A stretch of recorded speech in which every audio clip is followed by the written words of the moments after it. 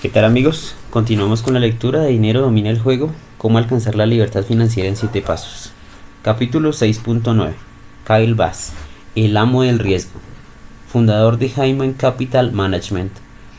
Como clavadista profesional, Kyle Bass conoce las leyes fundamentales de la física. Sabe que todo lo que sube tiene que bajar. Por eso, en 2005 empezó a hacerse unas preguntas sobre la burbuja inmobiliaria de Estados Unidos. Preguntas que nadie se hacía, como ¿qué pasaría si el precio de la vivienda no sigue subiendo siempre? Estas preguntas los llevaron a hacer una de las mayores apuestas que se hicieron en vísperas de la crisis inmobiliaria de 2008 y el colapso que lo siguió. Aquella operación le valió sus primeros 1.000 millones. Bass obtuvo unas ganancias del 600% en solo 18 meses y se ganó un puesto entre los mejores gestores de fondos de inversión de alto riesgo del mundo. Kyle concede muy pocas entrevistas, pero resultó que conocía mi obra desde que iba a la universidad y tuve así el privilegio de viajar a Texas y visitarlo en sus rascacielos, que domina la gran ciudad de Dallas. Bass es una de las pocas eminencias financieras que consideran una ventaja vivir lejos de Nueva York. No nos aturde el ruido, dice. Bass es humilde y amable. Cuando le pregunté qué lo llevó a apostar contra el mercado inmobiliario, me contestó: Tony, no hay que ser un lince, basta un tonto de Dallas que se hace preguntas. Bass vive con su familia y es miembro de la junta directiva de la empresa University of Texas Investment Management, que gestiona una de las mayores dotaciones públicas del país, con más de 26.000 millones de dólares en activos. El lector ya conoce a Bass y sus níqueles. Él es el que enseñó a sus hijos la lección del riesgo y la recompensa, comprando níqueles por valor de 2 millones y ganando 25% de buenas a primeras. De hecho, dice que invertiría todo su patrimonio en níqueles si pudiera comprar tanta moneda. Níqueles aparte, el interés constante que tiene Bass por el riesgo y la recompensa asimétricos le ha valido ganar 2 de las mayores apuestas del siglo, en el mercado inmobiliario y en la crisis de deuda europea que empezó en el 2008. Y tiene entre manos otra operación que dice que es incluso mayor. Lo que sigue es un extracto de nuestra conversación de 2 horas y media en su despacho. Yo fui clavadista. La gente piensa que es una actividad muy física, pero en un 90% es mental. Es una lucha contra uno mismo. Para mí fue muy gratificante. Me enseñó a ser disciplinado y a aprender de mis fracasos. En realidad, lo que nos define como personas es la manera que tenemos de asumir nuestros fracasos. Mis padres fueron muy buenos, pero no ahorraron dinero. Yo me juré que nunca sería así. Los dos fumaban, yo juré que nunca fumaría. Las cosas negativas siempre me han movido en la vida más que las positivas. Hay muchos paralelismos entre mi vida y tus enseñanzas. Seguro. Cuando me pregunto qué es lo que tienen en común los triunfadores, aparte de los estudios o el talento, es la ambición. La ambición y el dolor. La ambición viene del dolor. No se tiene ambición si se vive bien. Es verdad. Así que tu ambición te llevó a crear tu propio fondo de inversiones. Fue en 2006, ¿verdad? Exacto.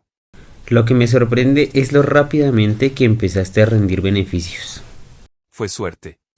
Rendiste un 20% el primer año y un 216% el segundo, ¿verdad? Sí. Fue una casualidad que ya al principio viera lo que estaba pasando en el mercado hipotecario. Creo en el dicho que dice, suerte es cuando la preparación coincide con la oportunidad. Creo que leí eso en algún libro tuyo cuando iba a la universidad. Pues bien, yo estaba preparado. Me gusta pensar que tuve suerte y estuve en el lugar oportuno en el momento oportuno porque tenía todos mis recursos dedicados a aquello en aquel momento. Mucha gente conocía el problema de la vivienda y no hicieron nada. ¿Qué fue diferente en tu caso? ¿Qué es lo que te hizo triunfar en ese sector? Si recuerdas lo que pasaba entonces, el dinero era casi gratis. En 2005 y en 2006 uno podía pedir un préstamo baratísimo y comprar la empresa que quisiera con un poco de liquidez y un montón de deuda. Hablé por teléfono con mi amigo y colega Alan Fournier y tratamos de ver cómo podíamos apostar contra la vivienda sin perder. Y los expertos seguían diciendo, el auge de la vivienda es consecuencia del empleo y de la renta, y, por tanto, mientras haya empleo y renta, el precio de la vivienda seguirá subiendo. Se equivocaban. Sí, lo vimos todos.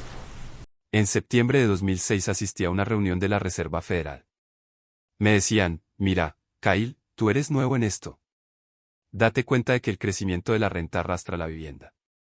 Y yo decía, la vivienda se ha movido a la par con la renta media durante 50 años. Pero en los últimos 4, la vivienda subió un 8% anual y la renta solo un 1,5%, o sea, 5 o 6 puntos de volatilidad.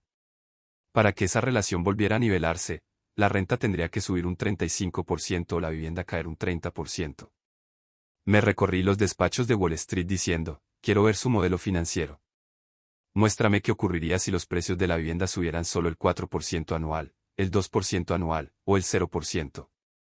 No había ni una sola empresa en Wall Street, ni una, en junio de 2006 con un modelo financiero que contemplara la posibilidad de que la vivienda no subiera.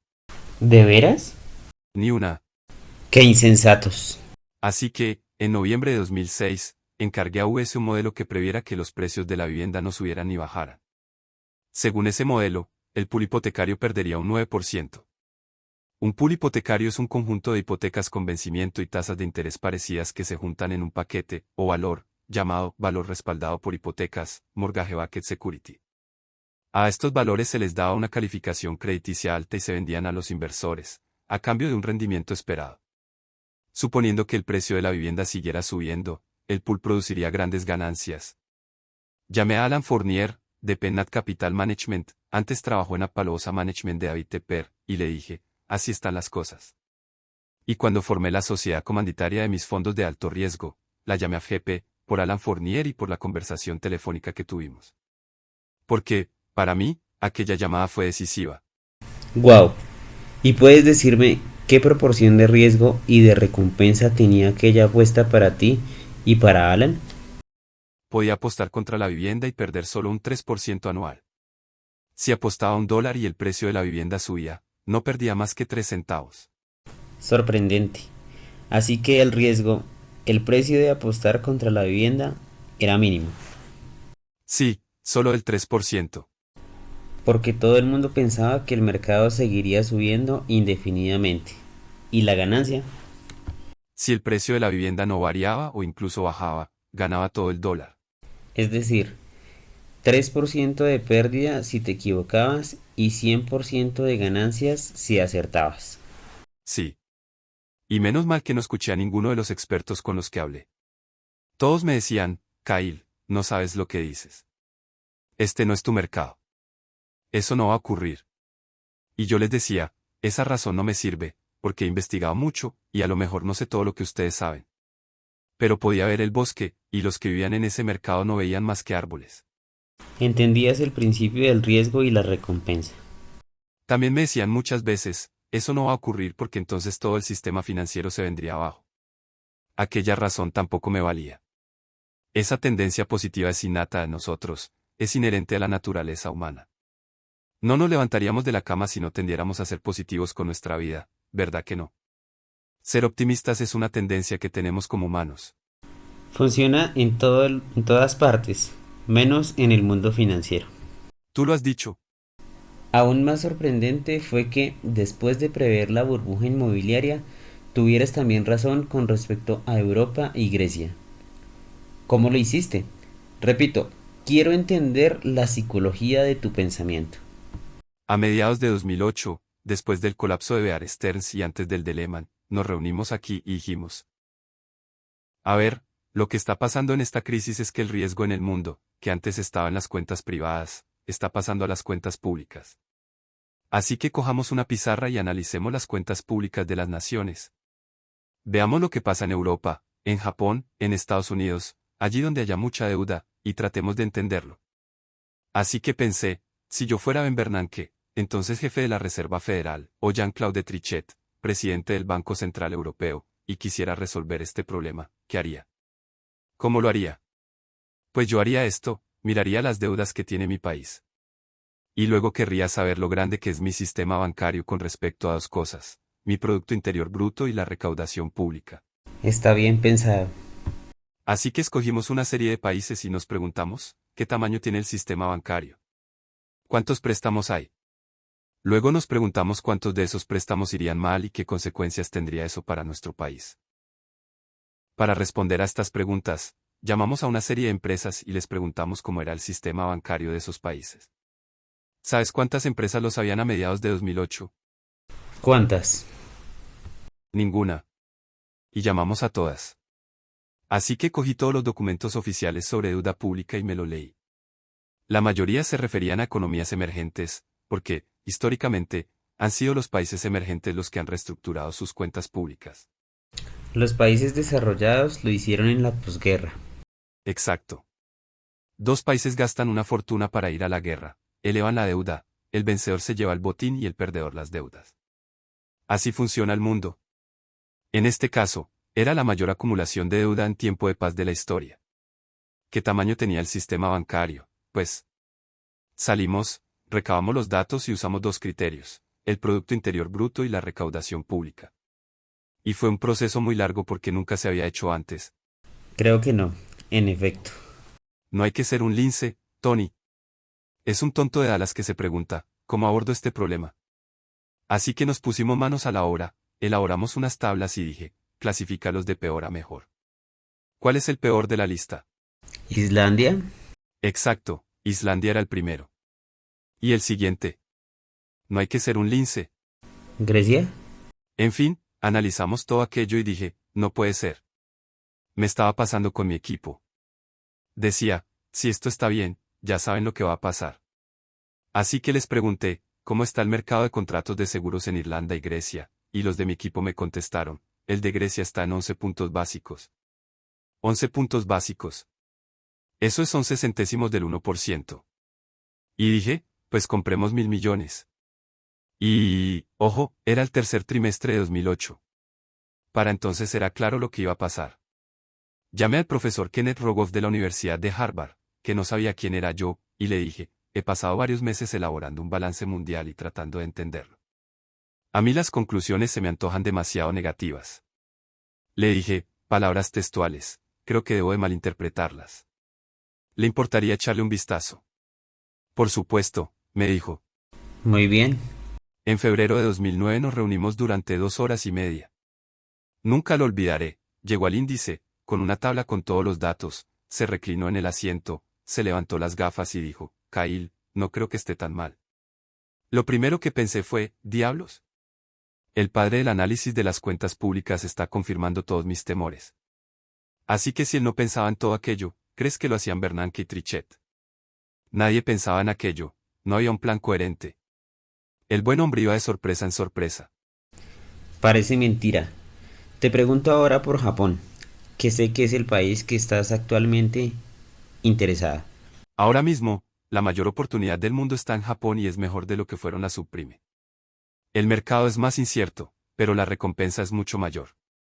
Creo que el punto débil del mundo es Japón. Y ahora está más barato que nunca.